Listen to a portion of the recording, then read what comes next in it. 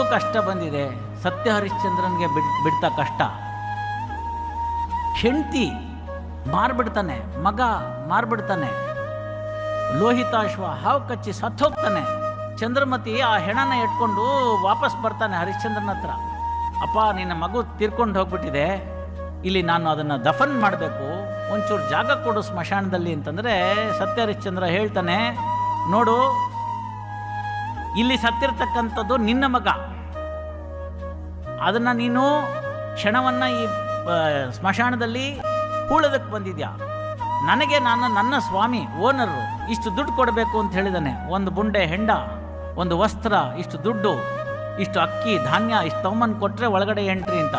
ನಾನೀಗ ಅವನ ದಾಸ, ಸ್ವಾಮಿ ಹೇಳಿದ್ದನ್ನು ನಾನು ಕೇಳ್ತೀನಿ.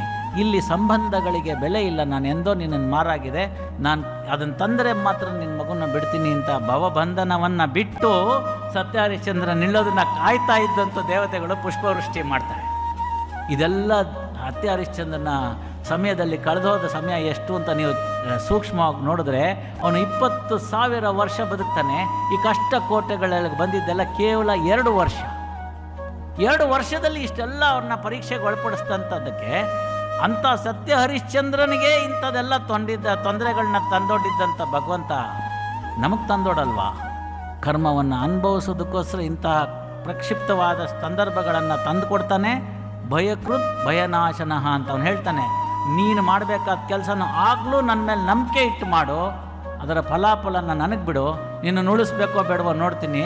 ನೀನು ವ್ಯಾಕ್ಸಿನ್ ತೊಗೊಂಡಿದ್ರು ನಿನ್ನನ್ನು ಮೇಲಕ್ಕೆ ಕಟ್ಸ್ಕೊಂಡ್ಬಿಡ್ತೀನಿ, ವ್ಯಾಕ್ಸಿನ್ ತೊಗೊಳ್ಳದೆ ಹೋದರೂ ನಿನ್ನನ್ನು ಬದುಕಿಸಿ ನಾನು ಚಾನ್ಸ್ ಕೊಡ್ತೀನಿ, ಅದನ್ನು ನನಗೆ ಬಿಡು ಕರ್ಮನ ಅಂತ.